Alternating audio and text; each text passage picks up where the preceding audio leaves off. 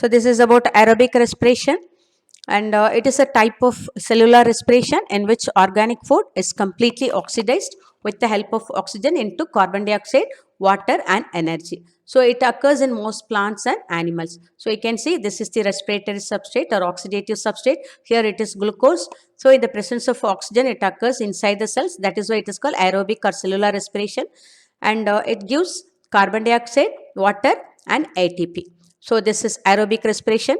We'll pass on to the stages of the aerobic respiration, which consists of first step, which is called glycolysis. So from the name you can understand glyco, it refers to glucose, lysis refers to splitting. So here glucose is split into two pyruvic acid, okay, and glucose is a 6 carbon molecule which is split into 2 3 carbon molecules called pyruvic acid. This glycolysis, it takes place in cytoplasm of the cell, and it is the first step of both aerobic and anaerobic respiration. Whether it is aerobic or anaerobic, this glycolysis is the first step. And Krebs cycle is the next step in aerobic respiration. This cycle occurs in mitochondrial matrix. So you understand the difference between glycolysis and Krebs cycle. Glycolysis, it occurs in cytoplasm of the cell, but here Krebs cycle, it occurs in mitochondrial matrix. At the end of glycolysis, 2 molecules of pyruvic acid enter into mitochondria. So what is produced here in glycolysis are the 2 molecules of pyruvic acid which are reduced, okay, reduced and they enter into oxidation of pyruvic acid into carbon dioxide and water, which takes place through this cycle. So in Krebs cycle, the 2 molecules of pyruvic acids which are produced in glycolysis are completely oxidized to form carbon dioxide and water, and it occurs in mitochondrial matrix, but glycolysis, it occurs in cytoplasm.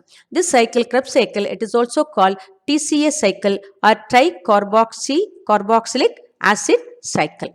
So we shall discuss now about what is what is the next stage in the aerobic respiration. In the previous slide, we have discussed glycolysis and Krebs cycle, and this is the third step in aerobic respiration, and this is accomplished through a system of electron carrier complex called ETC or electron transport chain. It is located on the inner membrane of the mitochondria.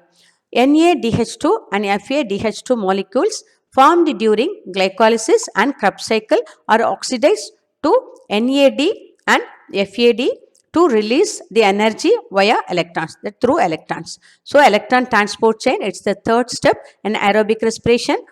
Glycolysis is the first step, Krebs cycle is the second step, and third step is the electron transport chain. What happens here is electron carrier complex called ETC. It is located on the inner membrane of the mitochondria that helps to reduce NADH2 and FADH2 to NAD plus and FAD plus to release the energy through electrons. These electrons, as they move through the system, release energy which is trapped by ADP to synthesize ADP. So ADP utilize the energy released by the electrons to synthesize ATP. This is called oxidative phosphorylation. In this process, oxygen is the ultimate acceptor of electrons, so that oxygen, it gets reduced to water. So I am repeating, this is the third step in aerobic respiration, which is called electron transport chain. So here it consists of a complex that is electron carrier complex called ETC. And NADH2 and FADH2 are reduced or oxidized to form NAD plus and FAD plus, so that they release energy through electrons. These electrons, as they move through the system, they release energy which is trapped by ADP, so that it can synthesize ATP. ADP is converted into ATP using the energy released by electrons. This is also called oxidative phosphorylation. In this process, oxygen is the ultimate acceptor of electrons. So oxygen is reduced after accepting electrons, it gets reduced to water. So these are the 3 steps that occur in aerobic respiration. Glycolysis, that refers to glucose splitting. Glucose is converted into, that is 6 carbon glucose molecule is converted into 2 3 carbon molecules pyruvic acid. So this pyruvic acid, Next, enter into Krebs cycle. Here it is reduced to carbon dioxide and water. In this Krebs cycle, glycolysis occurs in cytoplasm, Krebs cycle occurs in mitochondrial matrix. And the third step is the electron transport chain. So here NADH2 and FADH2 are reduced to NAD plus and FAD plus to release energy. This energy is released so that which can be trapped by ADP to synthesize ATP. And this is also called oxidative phosphorylation. In this process, oxygen is the ultimate acceptor of electrons, which gets reduced to water. So we shall move on to next process. This is called anaerobic respiration. This is also called fermentation. Okay, so in anaerobic respiration, you can understand an means absence. So in the absence of oxygen, so without oxygen, anaerobic respiration takes place in the absence of oxygen. So in here also glucose is it's the product. I mean, it is the reactant. Here it is the it is converted into ethanol in plants or lactate in some bacteria. So this is glucose, which is converted into this is alcohol and carbon dioxide, and energy is also released. Here the main major difference between aerobic and anaerobic is lesser amount of energy is released in anaerobic respiration, more energy is released during aerobic respiration. And aerobic respiration, it occurs in the presence of oxygen, and anaerobic respiration, it occurs in the absence of oxygen. And anaerobic respiration is also called fermentation. It's very much this process is very much useful in food processing. Okay, food processing, that is in the fermentation of fruit juices into wine or alcohols. Okay, and also very much useful in bakery industry. So it's an important process.